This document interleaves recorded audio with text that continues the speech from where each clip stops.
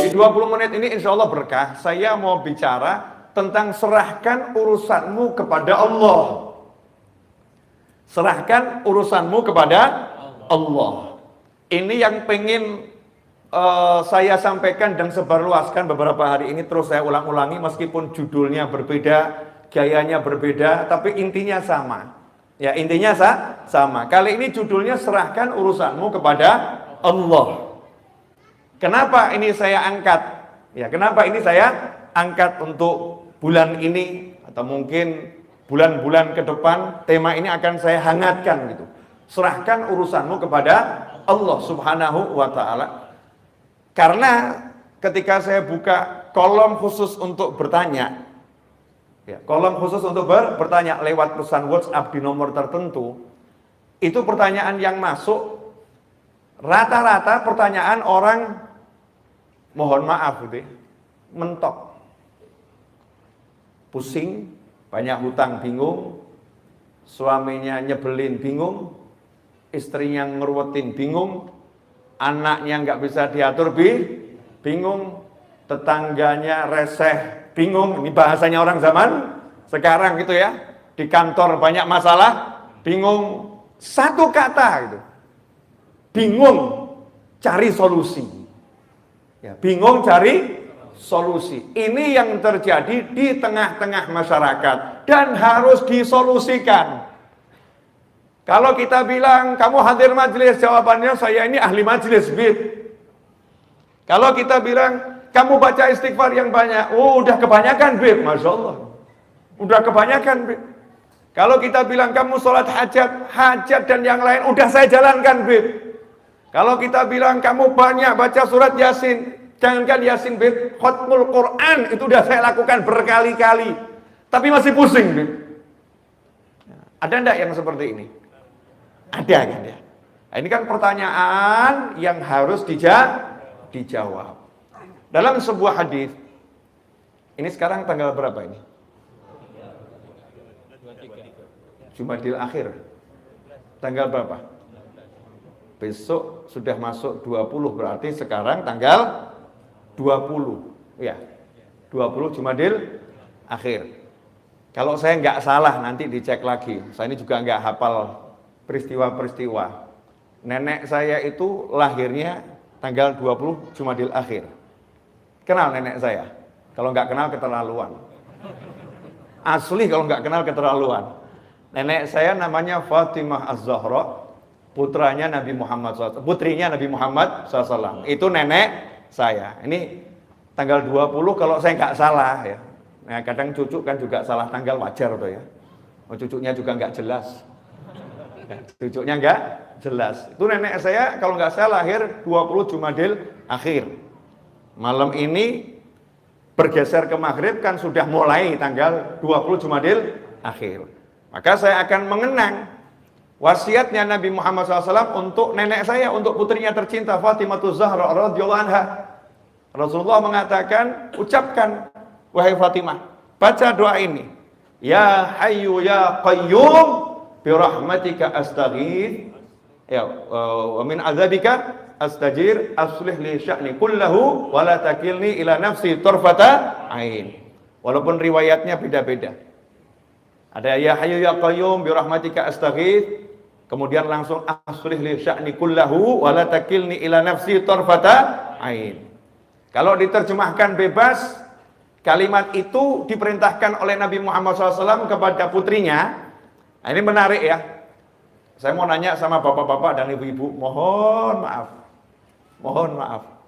Kapan terakhir kali kita panggil anak kita, putra atau putri kita, kemudian kita ngomong begini, nak, jangan lupa ya, kalau habis sholat subuh sama habis sholat maghrib atau pagi sama sore, jangan lupa baca doa ini. Ini doa favoritnya ibu, ini doa favoritnya ayah. Baca doa ini. Insya Allah kamu selamat dunia akhirat. Ayo dibaca, diapalin. Kapan terakhir kali, Bu? Kok wajah diem semua, kenapa ini? Belum pernah? Belum pernah? Ya udah, jangan nanti malam deh. Besok ya, cari dulu doanya. Nah, bapak ibu apalin dulu, baru anaknya suruh ngapalin. Jangan nanti bilang, jangan lupa ya baca doa ini. Doanya apa? Sebentar, lihat Google dulu. Sebentar, jangan gitu. Kita hafalkan dulu doa-doa yang bisa kita wasiatkan untuk putra-putri kita. Karena hadiah terbaik seorang mukmin kepada mukmin yang lain adalah ilmu, adalah doa. Maka hadiah terbaik kepada anak adalah bekali ilmu akhirat. Kasih dia amalan, kasih dia zikir, kasih dia doa.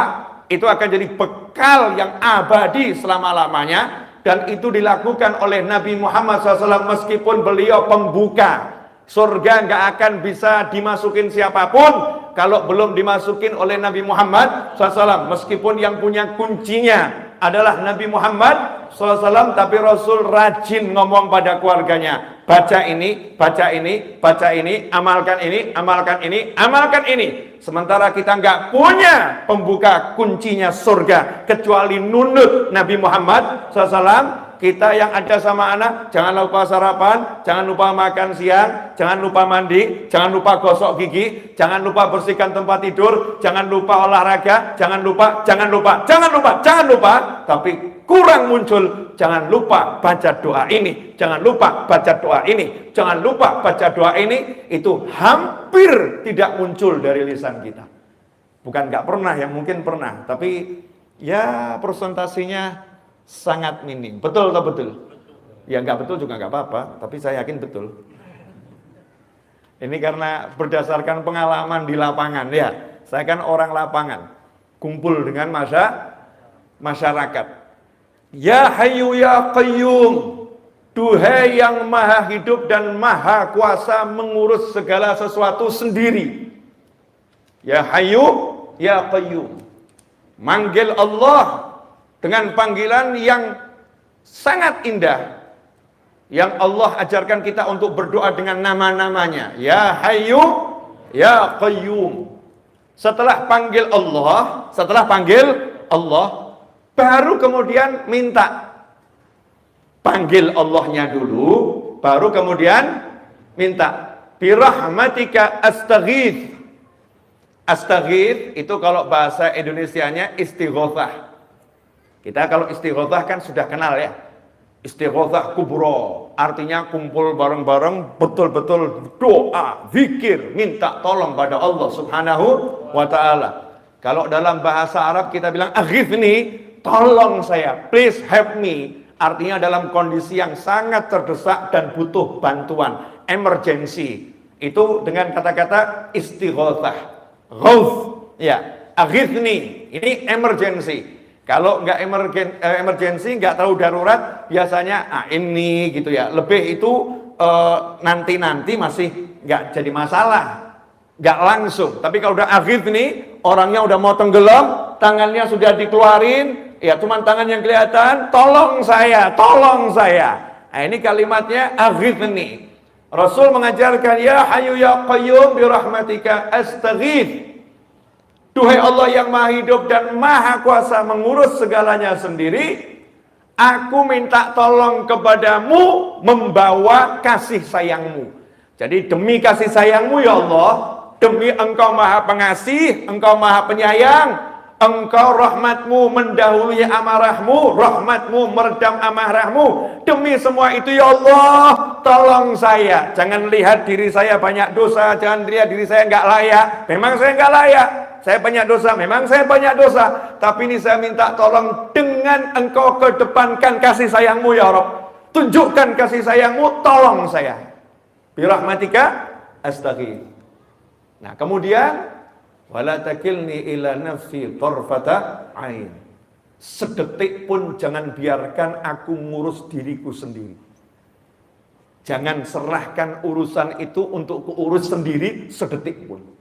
Jadi minta setiap saat urusannya diurus sama Allah Subhanahu wa ta'ala. Jangan biarkan sedetik pun aku ngurus sendiri. Engkau yang ngurus ya Rabb, engkau yang bereskan ya Allah. Nah, insya Allah 7 menit kita akan bahas ini. Karena saya sudah bicara 15 menit.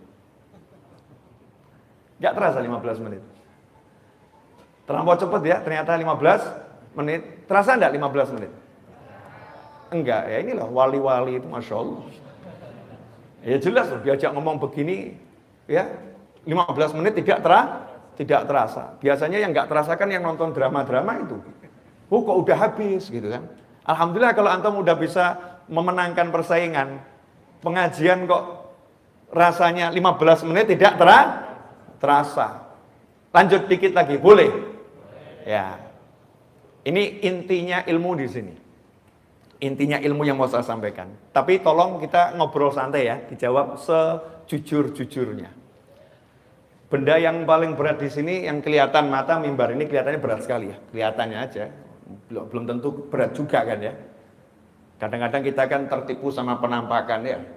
Kelihatannya berat, tapi memang ini dari kayu berat. Kalau ada bocah anak saya ya umurnya 8 tahun atau anak antum umurnya 7 tahun. Kemudian kita perintahkan sang anak, tolong nih mimbarnya kamu angkat nak. Mimbarnya kamu angkat nak. Tolong mimbarnya diangkat. Anak tadi kan sadar diri ya. Ayah, saya nggak kuat ngangkat mimbar itu. Ayah kan sayang sama saya. Tolong ayah, demi sayangmu padaku, jangan biarkan aku ngangkat mimbar ini sendirian. Jangan pasrahkan ini padaku ya ayah, wahai ayah. Tolong ayah panggilkan itu mas-mas yang membantu di rumah sini, 5 orang, biar mereka yang ngangkat. Aku saja yang melihat, mereka yang ngangkat. Boleh nggak anak ibu, anak bapak ngomong begitu? Boleh kan? Kenapa boleh ngomong seperti itu? Karena percaya ayahnya sayang. Karena percaya ayahnya sayang. Yang pertama itu. Yang kedua, percaya ayahnya punya wewenang untuk memerintahkan karyawan-karyawan yang bekerja dengan ayahnya di rumah itu. Betul atau betul? Sehingga ketika anak percaya ayahnya punya kuasa terhadap karyawan untuk memerintahkan karyawan, anak yang pandai cukup minta tolong pada ayahnya, please ayah, pakai karyawanmu untuk membantu aku melaksanakan perintahmu, membereskan apa yang engkau bebankan kepadaku. Betul atau betul? Maka ayah tadi begitu disinggung, ayah kan sayang sama aku. Jawabannya, of course, tentu. Yang paling sayang sama kamu ya aku, bapakmu, bukan bapaknya orang lain. Maka ayahnya ngomong, nih kan kutunjukkan sayangku padamu. Fulan. Panggil bukan cuma 5 orang, 10 orang. Angkat ini. Pindahkan ke sana. Dengan bangga, sang ayah menunjukkan pada anak. Betul atau betul? Oke, hidup itu sesimpel itu. Hidup itu sesimpel itu. Cuman nih ada yang namanya divisi anti doa yang dibuat oleh setan. Jadi setan tuh punya divisi khusus namanya divisi anti doa. Nih setan tuh kan ada ya, divisi rumah tangga ada sendiri. Ya, divisi mabuk ada sendiri. Divisi zina ada sendiri. Tapi setan punya divisi anti doa. Yang memasukkan ke kepala umat Nabi Muhammad SAW agar tidak berdoa. Atau kalau berdoa, jangan sampai mempercayai doa. Oke, saya mau nanya nih sekarang. Ini kok wajahnya tegang semua kenapa? Senyum dikit kali gitu ya. Saya mau nanya, tolong dijawab jujur. Yang punya hutang angkat tangan. Ya, ayo ngangkat tangan, jangan malu gue. Punya hutang siapa tahu nanti kalau angkat tangan temennya lihat, oh ternyata dia punya hutang, dibayarin kan lumayan. Ya, ngapain malu ya? Punya hutang, iya masing-masing kan punya hutang. Itu kalau yang tinggal di perumahan, itu kan bayarnya PDAM belakangan tuh ya. Pakai duluan, bayar belakangan. Betul tuh. Iya seperti itu. Di negara PDAM kita pakai dulu, bayarnya belakangan. Listrik yang nggak pakai token, listriknya nggak pakai token, pakai dulu, bayarnya belakangan. Berarti hutang atau nggak hutang itu? Hutang. Beli mobil ngangsur, tuh hutang nggak tuh? Hutang, pakai dulu, bayarnya belakangan. Jadi ya saya yakin nih 99,9999% punya hutang. Di antara orang yang berhutang, ada yang pusing. Pertanyaan saya, banyak atau ada? Nah, ini pelaku mulai ngaku. Banyak yang pusing. Pusing kenapa? Mau bayar hutang, nggak punya sesuatu yang digunakan untuk bayar hutang. Betul? Oke. Saat itu seharusnya kita akan cari solusi. Betul? Solusi agar hutang saya bisa terlunaskan. Benar? Nah, biasanya yang dipikir apa? Duit. Nah, kalau duit mulai lihat kalungnya istri masih ada enggak ya? Ini kalung nyonya bisa dijual. Ternyata udah enggak ada yang bisa dijual. Mulai lihat temennya, siapa yang bisa dihutangin? Ternyata masih punya hutang sama semua temennya, belum ada yang dibayar. Mentok, sumber penghasilan zero. Sementara hutangnya banyak. Pusing atau enggak pusing? Pusing. Ini wajar nih manusia pusing. Karena pola berpikirnya memang salah. Pola berpikirnya salah, jadinya pusing. Kata mentok itu nggak ada. Untuk mukmin itu nggak ada judul mentok, nggak ada. Jalan buntu nggak ada. Mentok itu hanya satu, akhirat. Itu mentok. Setelah sampai akhirat, akhir nggak ada lagi ya. Setelah surga ya nggak ada, ya surga selama-lamanya di sana mentok, habis. Tapi kalau hutang, masalah, nggak ada judulnya, udah mentok, nggak ada. Yang ada pikiranmu buntu, betul? Karena kamu pakai pikiranmu sendiri, mikir sendiri, usaha sendiri, mengutamakan kemampuan sendiri, merasa dirimu Tuhan yang menguasai jagat raya ini, sehingga pikirmu bisa merubah sesuatu. Maka dibuat blok, ayo mikir apa lagi, mentok. Tapi beda dengan orang yang udah kenal sama Allah Ta'ala dan paham apa itu yang namanya hidup. Hidup ini milik siapa? Inna lillahi wa inna ilaihi raji'un. Miliknya Allah. Semua miliknya Allah. Maka konsep yang paling sederhana, kembalikan segala sesuatu kepada Allah. Ketika mau berhutang, minta izin sama Allah. Ya Allah, saya mau hutang, tolong nanti lunaskan hutang saya ya Allah. Dengan mudah. Sekarang yang mau hutang nggak izin sama Allah, begitu mau hutang, lihat aset yang dimiliki. Betul nggak betul? Lihat kolega yang dimiliki, lihat teman-teman yang bisa dihutangi nanti kalau kepepet. Lupa kalau yang maha kaya adalah Allah Subhanahu wa ta'ala. Langkah awal ketika berusaha sudah salah karena menyandarkan semua usahanya kepada makhluk, kepada ciptaan yang lemah, bukan kepada maha pencipta, yaitu Allah Ta'ala. Qul huwallahu ahad, Allahus samad. Katakanlah cuman Allah yang ada, Allah yang esa. Hanya Allah tempat berharap, bergantungnya segala sesuatu. Nah, alhamdulillah Allah tuh maha baik.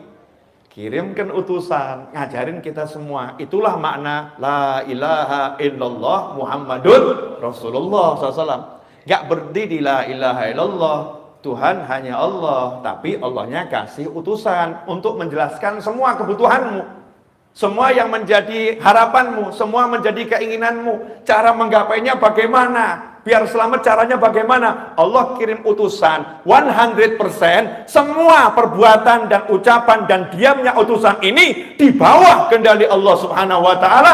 Jadi tidak ada yang lebih hebat dari Nabi Muhammad SAW. Ucapannya, diamnya, gerakannya, semua adalah wahyu ilahi. Jadi gak mungkin salah. Kalau udah paham begini, tenang buat yang udah la ilaha illallah Muhammadun Rasulullah SAW. Begitu punya masalah apapun itu, yang pertama kali didatangi adalah Allahnya. Allahumma ya Allah, saya punya hutang, saya punya suami nyebelin, saya punya istri yang gak bisa denger ucapan saya punya anak yang perilakunya udah kelewat batas, saya punya masalah di kantor, saya punya. Pertanyaan saya, ucapan kita yang seperti itu sebetulnya sama enggak dengan anak kita tadi? Ketika lapor sama bapaknya, sama enggak? Sama. Saya percaya Tuhan saya dan Tuhannya segala sesuatu. La ilaha illallah. Maha kuasa, maha bisa, dan aku tak bisa apa-apa. Maka saya serahkan sama Allah. Saya nggak bisa ya Allah. Saya usaha. Seperti yang kau perintahkan, saya akan terus berusaha. Tapi jujur saya nggak bisa apa-apa. Makanya saya minta tolong sama kamu ya Allah. Tolong ya Allah, bla bla bla bla bla bla bla bla. Sekarang saya mau nanya, semua yang di jagat raya itu dalam genggaman siapa? Genggamannya Allah Ta'ala. Dan Allahnya udah bilang, ud'uni astajib lakum. Panggil aku akan jawab panggilanmu. Makanya doa tadi pertama kali, ya hayyu ya qayyum. Kalau kita berdoa, Allahumma rabbi inni ya Rabbana. Manggil Allahnya dulu. Allah. Nggak ada doa ujuk-ujuk. A'inni ala dzikrika wa syukrika wa husni ibadatik. Depannya pasti Allahumma a'inni ala dzikrika wa syukrika wa husni ibadatik. Allahumma ya Rabb ya Rabbana. Semua itu bentuk manggil Allah Ta'ala. Maka nomor satu, panggillah Allah dengan yakin. Gak ada yang bisa selesaikan urusanmu kecuali Dia. Pede. Allahumma. Begitu kita bilang Allahumma, langsung jawabannya. Labbaik abdi. Kenapa? What happened? Apa yang terjadi? Apa yang kamu butuhkan? Apa yang kamu inginkan? Kamu butuh apa? Kita jawab bla bla bla bla bla bla bla. Allah bilang astajib lakum. Jangan khawatir. Semua permintaanmu, permohonanmu aku jawab. Aku jawab. Anak tadi ngomong sama ayahnya, ayah, perintahkan mas itu. Bapaknya ngomong, oke nak, deal, selesai. Anak tadi yang nyantai aja, udah, masalah udah diurus sama ayah. Dia nggak akan nanya berkali-kali, ayah, masnya udah dipanggil belum ayah? Ayah, nih masnya kok nggak kelihatan, mana sih ayah? Ayah bisa nggak sih manggil mas tadi itu? Bisa nggak sih ayah? Nggak nanya, karena apa? Percaya sama ayahnya. Nah, sementara kita ngakunya percaya sama Allah, nanya melulu, kabul enggak ya? Kok belum ada tanda-tanda pengabulan ya? Terwujud enggak ya? Jalannya hidup dengan mikirin kabul enggak? Karena enggak percaya, ya Allah tolak urusan dulu. Kamu enggak percaya sama aku. Kamu enggak trust sama aku. Ikhwani rahimakumullah. Lah itulah fungsinya divisi setan. Begitu kita doa, setan yang bisikin, emang doamu bisa nolong kamu? Emang doamu bisa nolong kamu? Nggak bisa, kamu harus berusaha. Nggak berusaha ya nggak bisa tertolong. Setan sebelah kiri bisikin, usahamu udah mentok, nggak ada jalan keluar, mau usaha apa lagi? Jadi ya doamu ya percuma, nggak akan menghasilkan apa-apa. Ngomong nggak ada usaha yang bisa kamu lakukan kok. Kamu udah mentok, blum, akhirnya diem, merenung, mata mendelik. Diajak ngomong diem, stres. Tapi lain kalau orang yang udah percaya sama Allah, dia bilang sama setannya, udah cari pasien yang lain, jangan saya. Ini buat anak-anak TK, SD itu ya wajar. Profesor seperti saya jangan diganggu yang model begini. Ya usaha nggak usah diajarin. Bayi lahir aja usaha, kok nggak usaha nggak lahir tahu.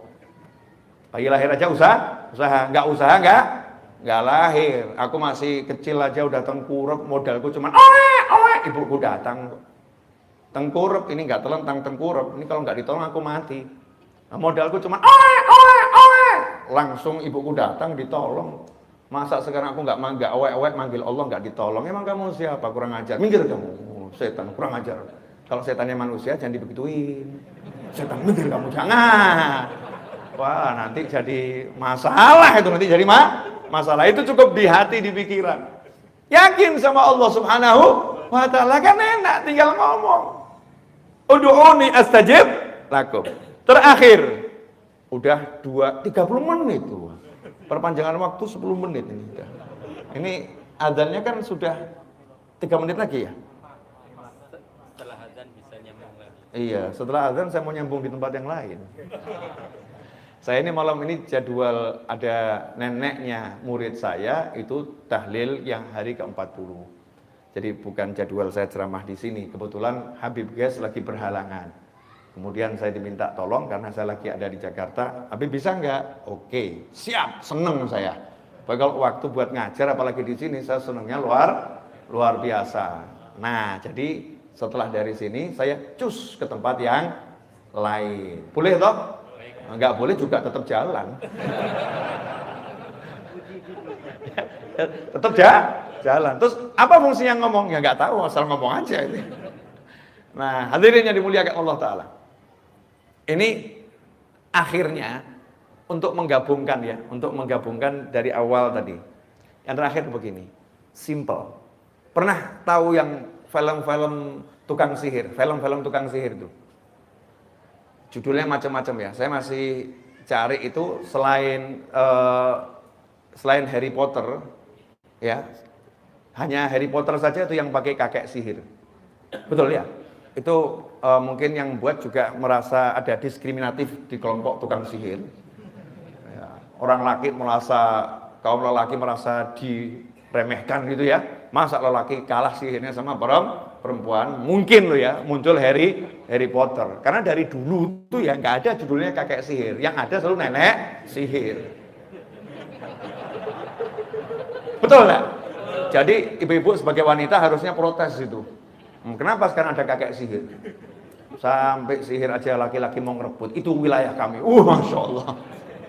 Nenek sihir. Ya, di Al-Quran juga nafasa wanita-wanita yang meniupkan buhul-buhul, ada ikatan-ikatan sihir, ditiup-tiup sama perempuan yang ahli sihir. Nenek-nenek sihir. Nah, kalau kita ambil dah sekarang ini entah itu kakek, entah nenek, pokoknya penyihir. Penyihir itu kekuatannya di mana? Ya kan saya pakai penyihir karena Anda kan penggemar Harry Potter. Pernah lihat kan ya film Harry Potter. Di mana kekuatannya? Ucapan. Tongkat, kemudian diputer-puter. Ya, baca.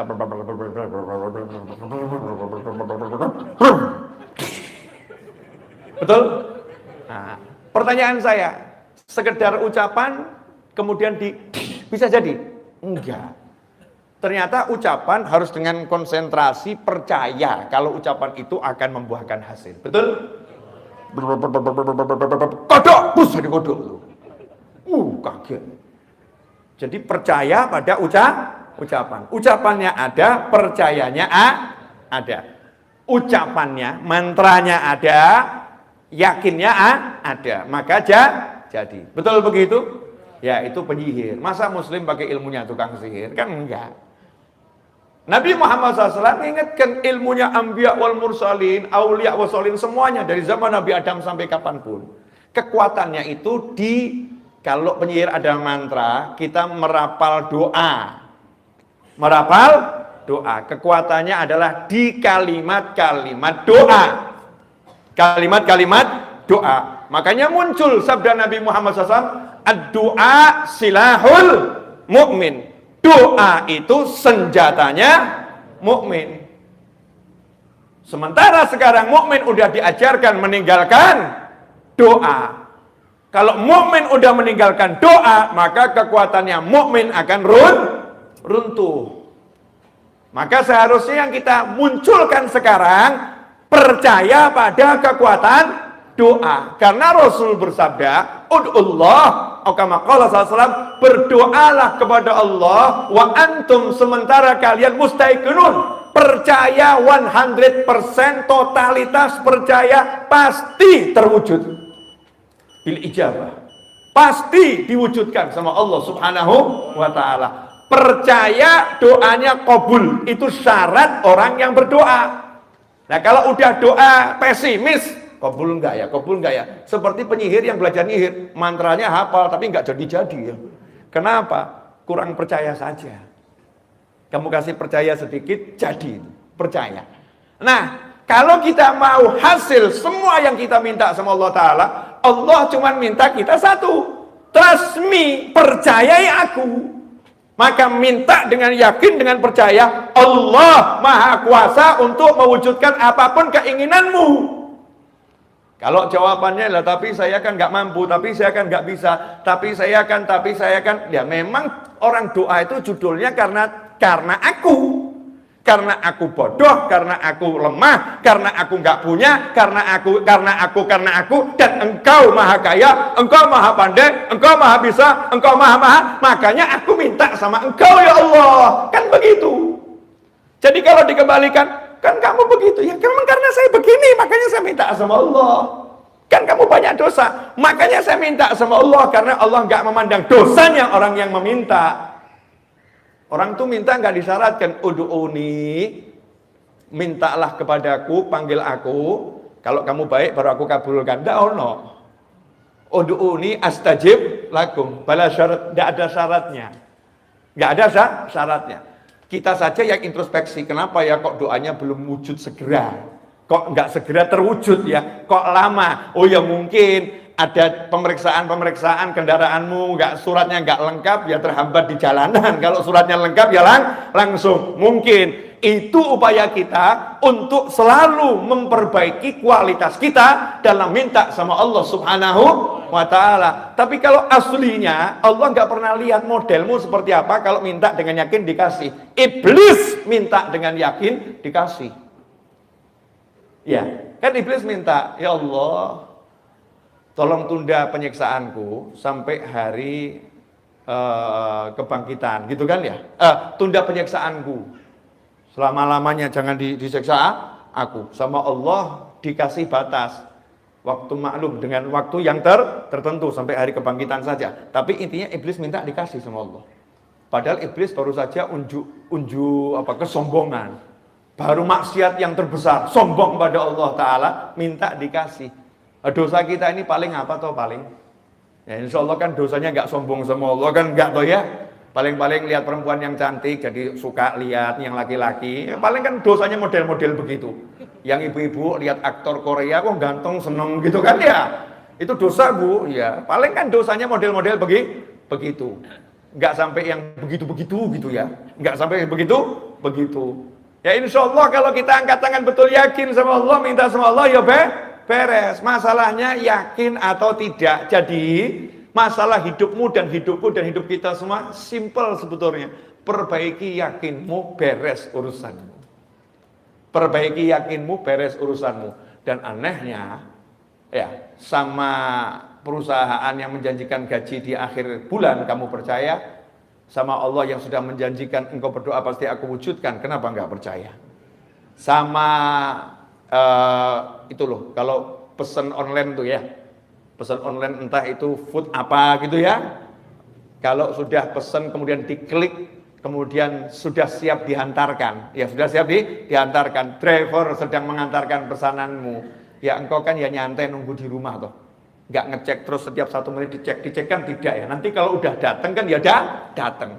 Kalau pesan kepada aplikasi online pesan barang pengirimannya next day, ya kita ya juga yakin kalau udah dikirim ya besok sampai. Nggak tiap detik ngecek sampai atau tidak. Kenapa kita pesan sama Allah Ta'ala kok nggak percaya pasti sampai? Seharusnya kita percaya, lanjutkan kehidupan. Jazakumullah khairan. Walafu minkum. 40 menit kurang 20 sekian detik saya udah berbicara. Mudah-mudahan yang singkat ini meskipun mengecewakan, membahagiakan. Wajahnya nggak enak semua gini ya. Ya.